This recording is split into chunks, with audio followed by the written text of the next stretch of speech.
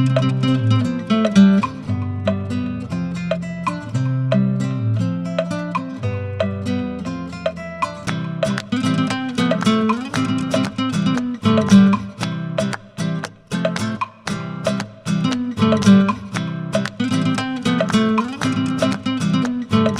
I'm called Ernest Mwebaze. I am ED at Sunbird AI, and I'm here with Nyame. Yeah. Hi, Ernest. Hi, whoever else is out there in the webs. I'm Nyale Morose. I am a researcher at Distributed AI Research. Yeah, and I guess we're going to talk about data bias today and what it means for us here in Africa. You want to go ahead, Ernest? You want to tell us what this thing is anyway? Right. So data bias. Yeah. So I think this has been quite, I'd say, popular maybe in recent years in AI. The idea that the data we use has certain categorizations, or maybe skewed in different ways, or it may be may favor certain populations or certain demographics differently. And this bias in the data carries on also to algorithms and models that are built, and then it can have adverse effects. So I think that's the issue with the data, some bias. So I think there are two aspects. I think one is well, there are several aspects, but the two which are critical are sort of one, the way it's collected. So it may be collected with a certain bias. Maybe it doesn't match with what, especially when talking about AI algorithms, what the AI algorithm is going to do. The data may be off. The other thing is that the data may be collected rightly, but the data is reflecting inherent biases in the population from which it's collected. And so you could have these sort of different things creeping in. Yeah, but Nyale, I turn the ball back to you. Yeah. To be biased. Of course, we don't want to start off with ourselves. Yeah, no, I agree with you. You're right. Sometimes it reflects this thing that we call the ground truth, and the ground truth is just, what is there is fairly biased, and sometimes it stems from the questions, how we have phrased the questions, and therefore how we're going to get the data and who, what resources we're going to get the data from, right? Like if we say we are going to poll all people on Twitter, who is on Twitter? That's already a subset that leans one way over the other, in here on the continent. Like if you're looking at like Twitter people versus Facebook people, you might find, a certain leaning, or Instagram versus, Facebook people, etc. So yeah, there's so many things that we know are embedded inside this that give us this data bias. But yeah, I think the whole reason, I suppose, that we have to keep on talking about it, right, is because it leads downstream to some problems as we move on and try to solve these problems. And I mean, I guess we'll probably just keep going back and forth sometimes, go back to like previous questions, because all of these things like link up. Like the problems we like meet downstream, part of it are the problems that came from how we collected the data, who we collected the data, right? All of that, who we collect, whose data is represented, when we are collecting this data, is all of these things. But yeah, Ernest, how about you? Like, where are some of the things that worry you about, like, where these problems might come up? Yeah, I mean, I suppose the next thing is, specifically for machine learning. And I think this is where, I think AI4D, since this is an AI4D thing, I think the problems come in when we try and do some modeling with this data. And I think I think AI or machine learning, unfortunately, so I think there are good opportunities and sort of challenges coming to this, but yeah, I think one of the reasons why it's such a big deal is that because AI models sort of they're big. So if you have, I guess maybe giving an example, if you have one person who's biased and they are maybe they lead a section in a bank that assigns loans, for example. And there's bias in that bank, but this bias is sort of localized to this person. People come in, sort of looks at their height, I don't know what it looks at, and then it sort of categorizes, it gives them loans differently. Now, if this system is built into a system using AI or machine learning, take some of this data and build it up, now it can scale to multiple banks. Now it can scale outside the boundaries of this country because there are multiple banks throughout Africa. And now these AI models can easily scale this little bias that was here. So this is a very toy example of how this could be. But I think the point there is that the biggest problem with AI and bias is that AI can actually scale the bias because AI sort of can use it in a much wider sense. And so I think the problem with machine learning and AI is that, of course, we need the data to build these models. And these models theoretically are supposed to sort of reflect the data generating process that's behind the data.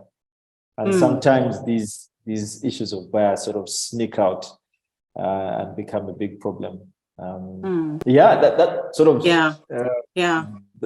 my biggest problem, Back to you, Nyali. How have you seen things on your end? I know I keep like jumping onto the things that your already just said, but I actually think it is, because I think, you get into this work of like trying to figure out, right, how do we get our algorithms to perform a little bit better, to serve, populations better, less discriminatory, less biased, all of these things that we want to get to, right? And the thing is always, well, like you said, people have been biased, right? And then now the big thing is the scale, right? As you just said, like, I like that. That's where you started. Of course, there are other issues of transparency, right? I mean, if you have somebody and we can say this person discriminated against me, you've got something you can point to, right? But like once you have got like an algorithm and that's the algorithm that supposedly discriminated against you, tracking that and taking accountability for that, like who does the manager call, right? Like who holds accountability for this versus, when the teller was like sitting behind the window and is like, but then also, how do you even know that you've been discriminated against, right? Like if you have that teller and they're telling you why, and they're speaking to you in a certain way, you start to have this sense, right? But then there is this issue and you've got this bias that's embedded inside the data itself of like, how do you even, first of all, like detect that this algorithm is unfair? And it's so hard for an average person to challenge that, right? Because it comes with the power of science. Like, hey, look, it's science, it's numbers, it's quantitative, therefore it's objective, right? It's all of these things that are really intimidating for the average person. But I think even like all of that, it's really difficult to track. It's all of these issues that we have got to, that are now new versus when we've got discrimination based on people. Although, of course, there's the whole thing of like when discrimination is completely systematic, in which case then it can be really difficult also to like detect and all of that. But the scale thing, I come back to the scale thing you mentioned, Ernest. The scale thing is, and the automation of this whole thing, right? The click of the button thing, and then it like spreads out, right? That's the issue, and that's the one that we have to figure out. How do we build solutions that are also scaled? And I guess that's where I think I think it's it presents some opportunities and some challenges clearly. And I think maybe building up on some of those opportunities, how do we scale responsibly? I mean, even the fact that we're discussing it here and we're not discussing learning rates and which model should we build and which objective function. I think this is sort of a positive direction that this thing is maybe AI has actually amplified this thing, and it was an issue that we were sort of not taking into consideration. But I guess it's also interesting to talk of the flip side. So when people say they have built unbiased things, they say, okay, now we build things which are fair and inclusive. And I wonder on your side how you've this idea of fairness, whether you have a a solid definition of fairness in this Yeah. space. Yeah, it's a tricky thing, right? But I mean, here's the thing. Like, this is always where I go to whenever I just feel like these things are just massive and I don't have answers to, right? Because we are trying to solve old problems. What's new is the scale and the automation. Although, once again, I stand corrected. There's so many times when people will say, look at the size of the system of slavery, right? Like, this was massive. This is a massive system. So the whole thing of like discrimination and harm at scale has happened historically. But now we've got this whole thing of like, now it's been automated and all of that. So that, that's interesting. So I think it's the same thing even with fairness, right? We're trying to deal with this issue, this concept that has never really been grounded. I mean, there's intellectual after intellectual writing about this fairness from every perspective, every cultural perspective, every, historical perspective. It just is all over the place, right? And so I don't even know if we can go with the place of fairness. I think one of the things that maybe we can go for is transparency so that systems can be questioned, right? Because what I deem fair may not necessarily be fair for you, right? And so you need to be able to say, all right, I mean, I see the intention from you, Nyaling. I see that you meant well, but this doesn't work for me. This doesn't work for my life and the culture in which I live. This is going to be very disruptive. This understanding of fairness is going to be very disruptive. So I think, that's one of the things. And interestingly, some of the work I've been really interested in, like some of the, it's like thoughts. That's, like I said, I'm just coming right back into work now. So I've just been thinking about this. And it just goes right back to all that, an old philosophy of letting people build for themselves, right? Because there is so many places where we embed ourselves in the system, right? Our values from the very question we ask. Your research, Ernest, your research has been so grounded. Your lab has been so grounded, right?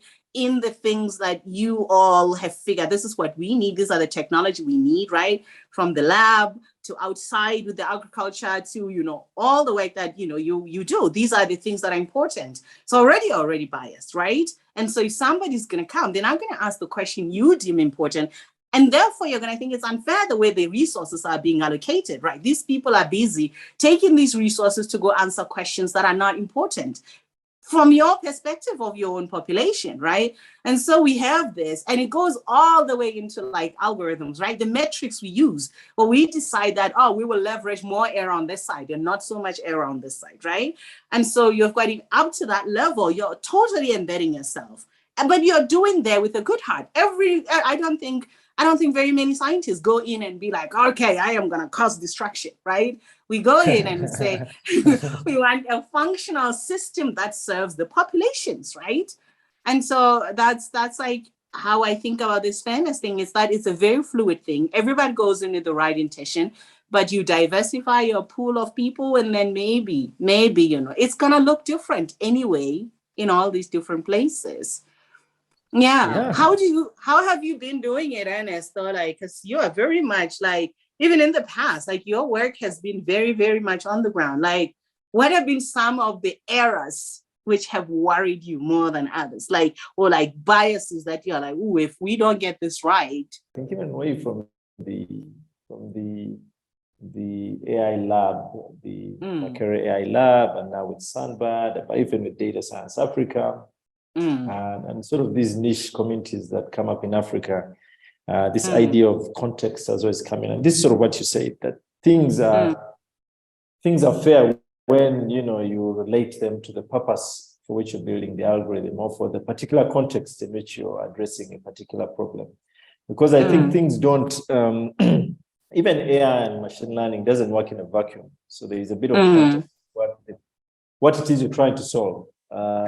Even metrics are also quite important, but they're important also to the extent that they achieve the goals for which you're building this model or this AI algorithm that you're trying to build. So I think this idea of context is very important. I think new things need to be calibrated in the context, things like privacy, fairness. And we found, and as I've said, you know, if you try and implement some theoretical things in fairness, you know, in a very practical facing project, then, you know, things may go ununderstood, or, you know, things may not get done right because the link between the practicality of the thing and sort of the theoretical understanding is different. But I think in practice, what we've tried to do, I think, is especially with metrics. How do you calibrate the right metrics, or how do you build the right metrics for the thing you're trying to do? I think this of course, and all the other things, you want to make sure you collect the right data. You want to make sure the data suits the purpose for which you're building it. That, you know, you're using the right ingenuity. You have the people, the experts, the local experts, the domain experts for the problem. I think these are the sort of the things that ordinarily is very important to have.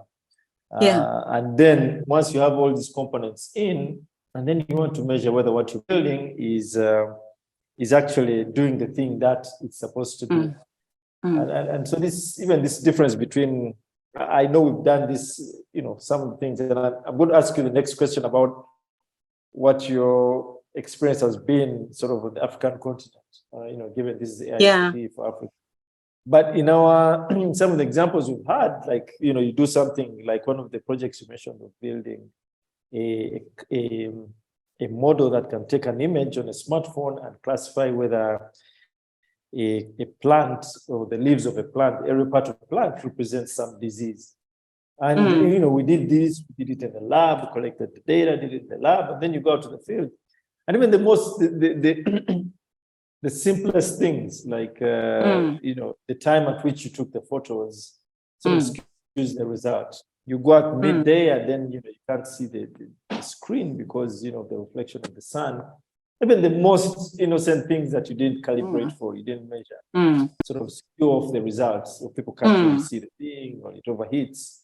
And so this difference, I think the thing I'm trying to highlight is the difference between what you do when you're training and when you've deployed the model, and how you continuously measure what your model is doing in practice. I think this is very critical, and I think it also goes towards how people maintain models. You know, you don't really get people talking about, okay, now we're going to deploy the model, and okay, these are the steps to how we're going to maintain it. This is how we're going to monitor the thing over time. This is what we're going to calibrate and feedback into the model.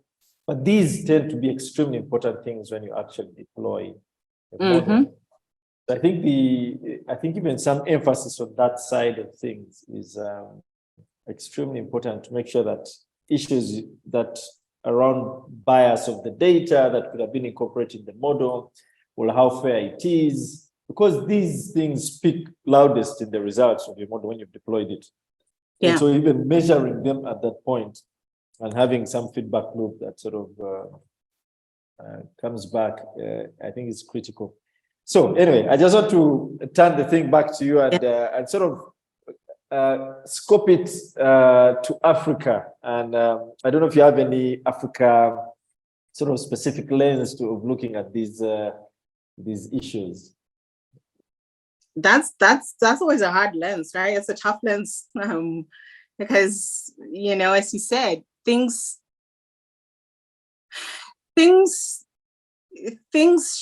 should be localized, right? Like, we've been working with things that are fairly localized, and I actually have, like, I have this background, like, question in me, right? It's always this tension between generalized, like, building the general model, right? Like, not what they're doing with the languages, right? You build something massive that can do a lot, versus what we've been doing, you know, like you're saying, you know, we live in a world of niche, right? These are my problems and these are the solutions I'm going to be building for that, right?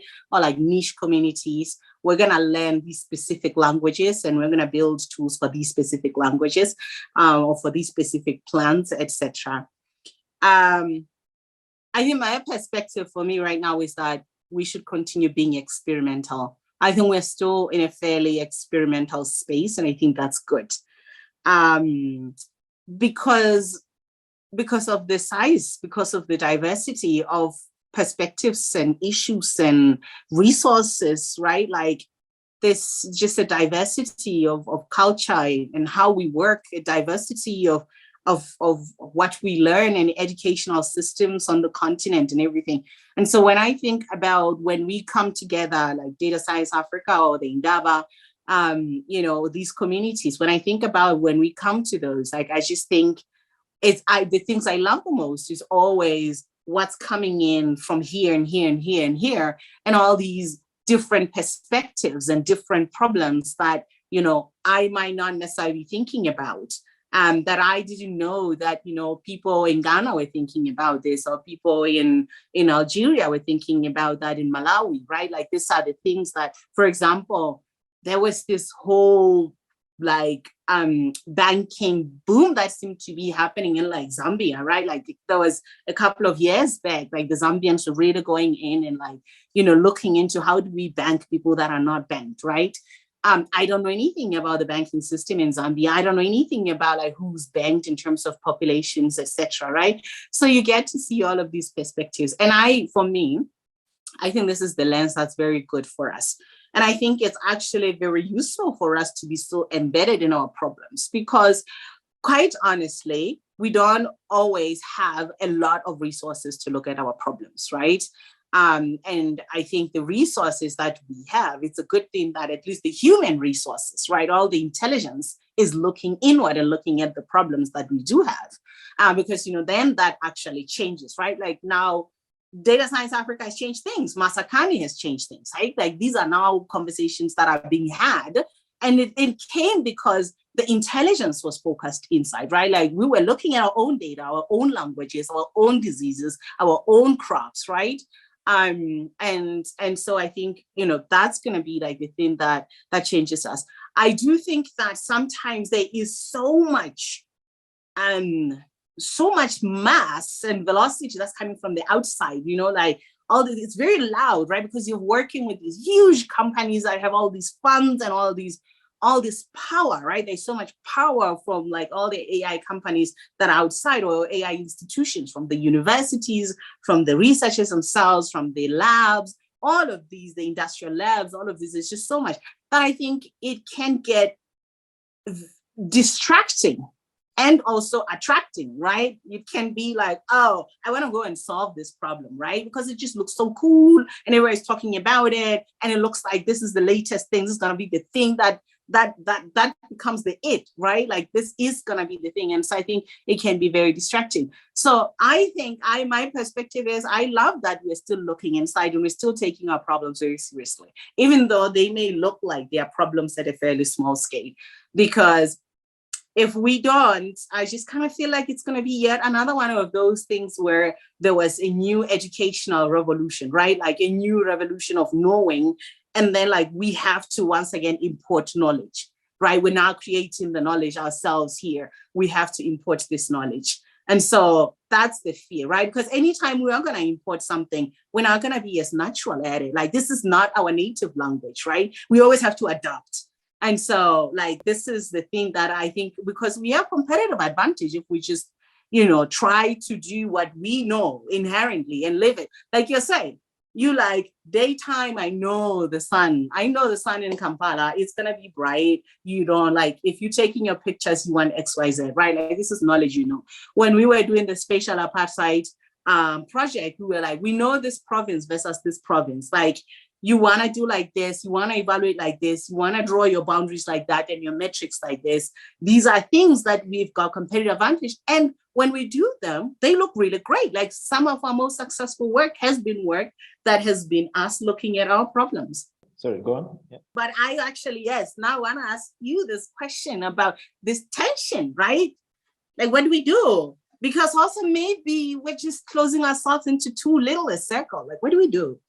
I think there's space for that sort of natural growth, you know, that natural growth that takes its time. And I think this is what's happening. I mean, when you look at some communities that started here, like, as you mentioned, Data Science Africa, the Indaba, the deep learning Indaba. Like, when you look at the start, I was there, the most recent one.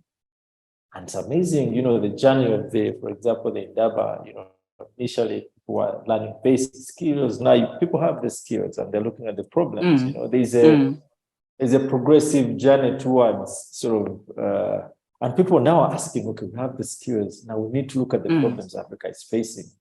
How is it that there's still starvation in Africa?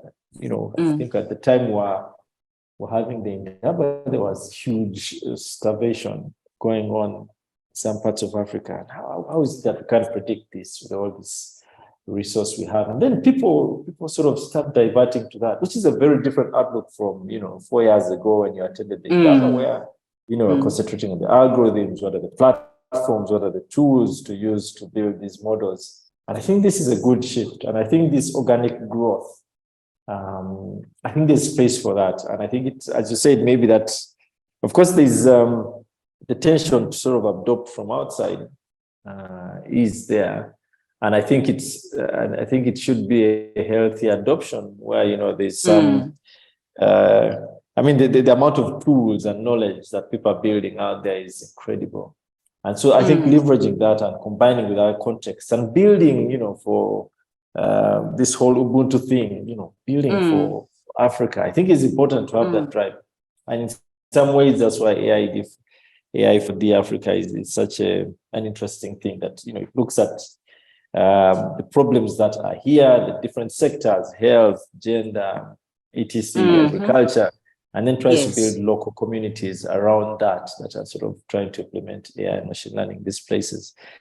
So I think that's a very good place. And I think as a broad strategy, even for things like curbing bias in data or issues around fairness and privacy, I think these are sort of it's a long solution to the problem, but I think it's a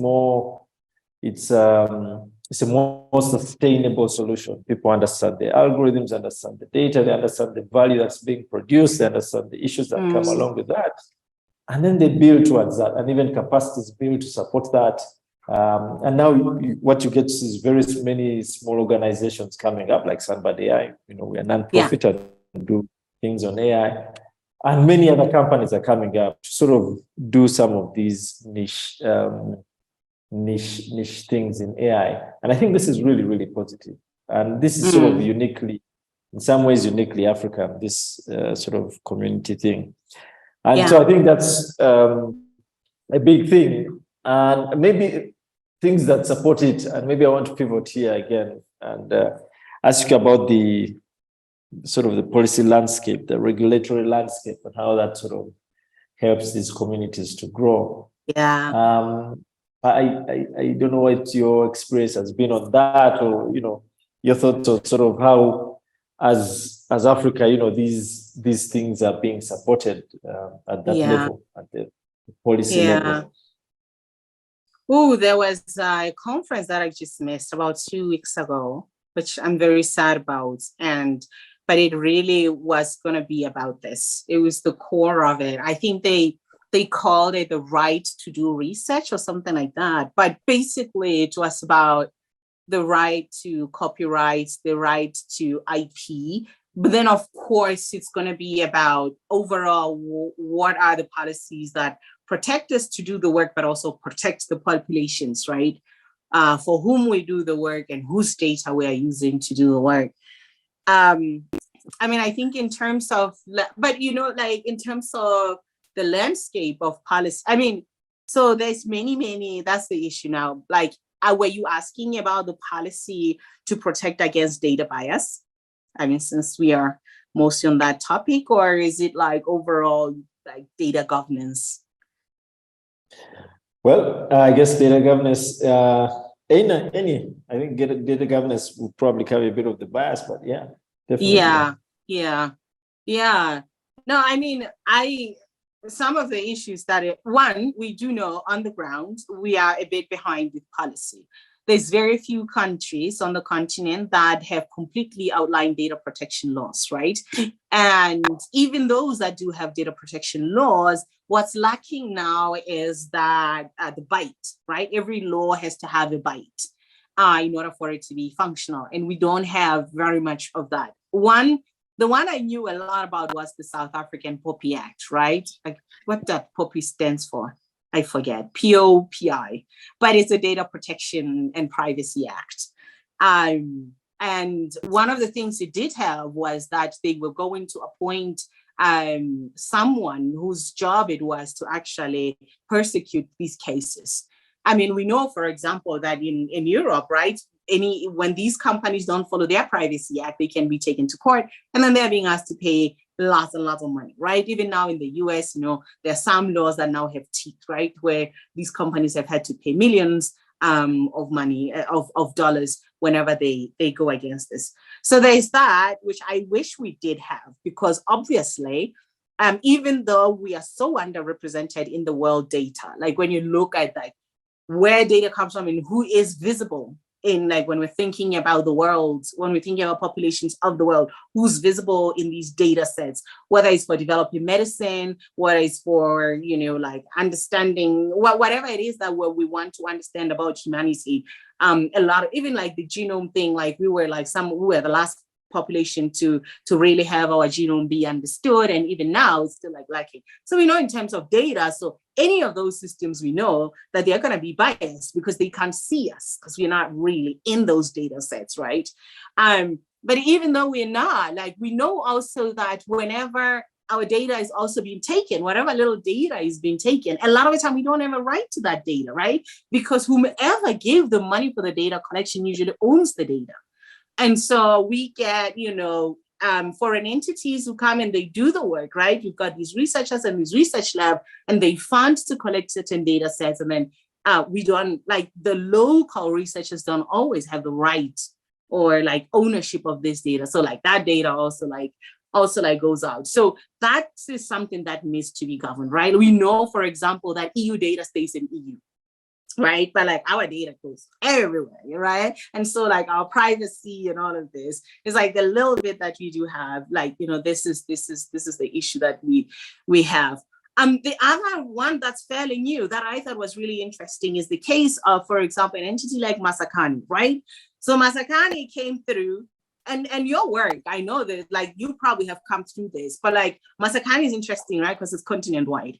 So Makerere came and they built all of these languages, right? All these African languages, not all, obviously, but like a lot of them, right? The highest representation of them, many of them from different parts of Africa. They build this, they collect the data, they analyze the data, they build the models. Now things look good and shiny and functional, right? Like now Makerere stuff can be inserted, like, into other systems. They just released this language model, open source language, Bloom.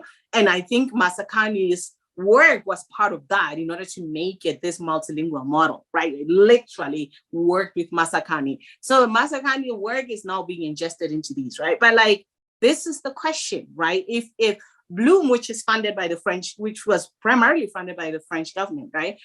Who owns this data? Who owns this language data? When it gets commercialized, right?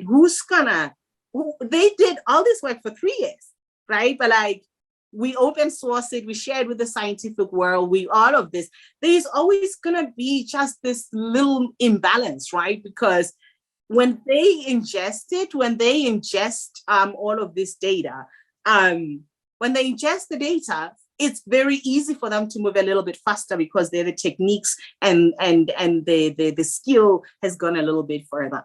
So I think this is something, I don't even know what Makerere is gonna do. I just think it's a very interesting case study about the work we produce and the data we produce. And when it then goes out and gets incorporated into the world data, who owns it, who governs it? There are all these cases. For example, I think I was reading somewhere, like there was a population in the Maori in New Zealand where they were like, we're not going to give you our language data. We're not going to give you our language because we need to, first of all, decide how it's going to be governed.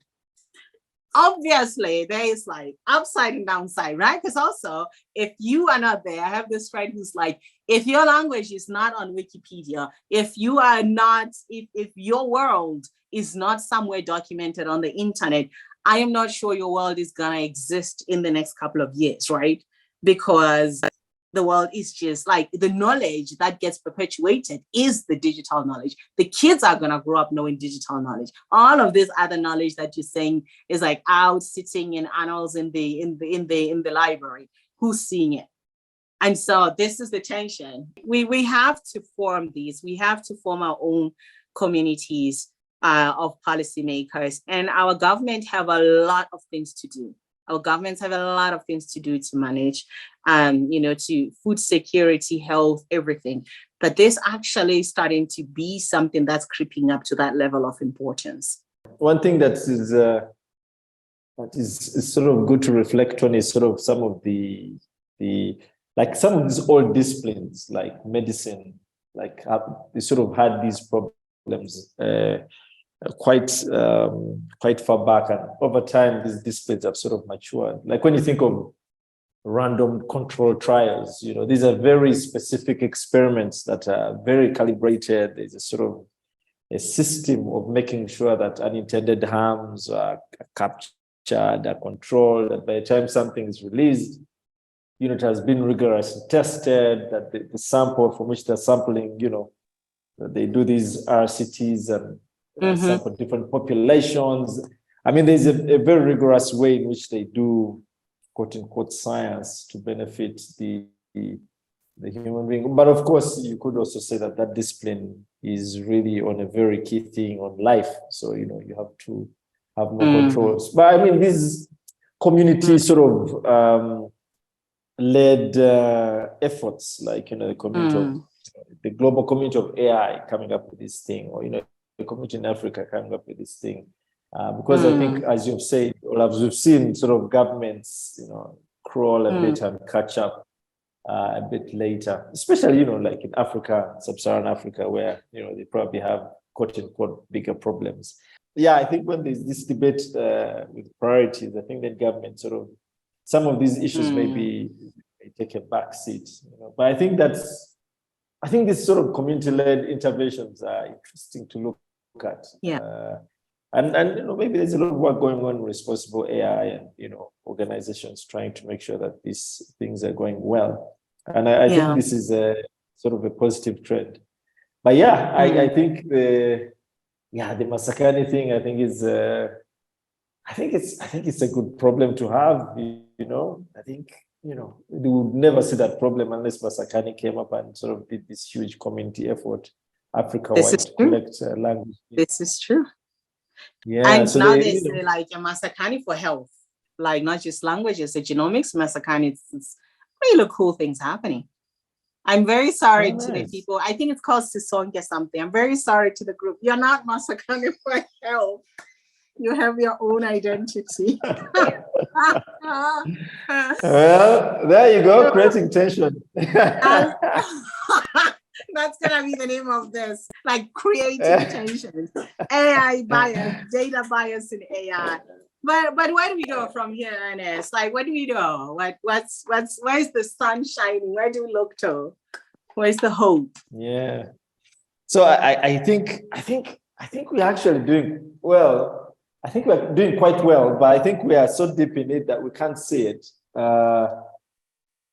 We're not doing quite well, but I think, we are sort of the steps to solving some of these things like data bias or privacy or data governance. I think even just understanding the key issues there and trying to address them.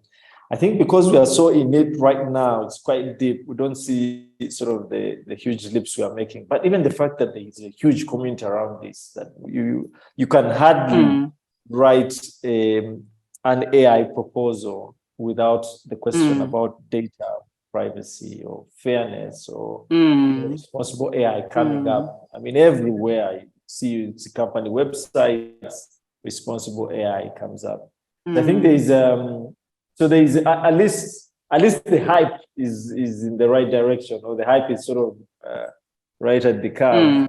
I think then the actions, I think, are the ones that are sort of important to now sort of take into consideration and try and get the right types of action. I think where we go from here, I think I really believe in this sort of community-led type initiatives, because they sort of generate this organic way in which people start looking at things, and then they decide for themselves, and then they build something that's for the community that, especially the communities, and several communities in Africa, as we've seen, and even the ones that AI4D, for example, is creating these hubs for AI for different things. I think this is where this contextual organic generation of solutions, some of these problems, especially in Africa, need to come from. I think there's a space for the academic things sort of coming in, things that have been researched, the fairness metrics, how do you do this, the algorithms. I think there's a space for that, but I think there's even a bigger space for sort of these homegrown organic solutions of how we handle this, given this problem. Our problems are unique. We are targeting very unique things. And so even the definition of some of these things may slightly change. And I think this is where, I think if we gravitate towards that, and we're already seeing it even things like people building AI algorithms or things like language tech. There's been a big move on low resource languages with Masakani doing several things. So, there's a space for that. And you see a lot of progress or leaps and bounds, even when the things being built are small. But of course, these are like language technologies has thrived because it's building off, BAT models, transformers, which, some people have theoretically built and have provided the resources. So there's sort of need for encompassing the larger community, but also building off of our context in our smaller communities here in Africa. And I think that would be sort of the path to a sustainable solution. Yeah, maybe we can end here. I think too bad, but we were already towards the end of it all. So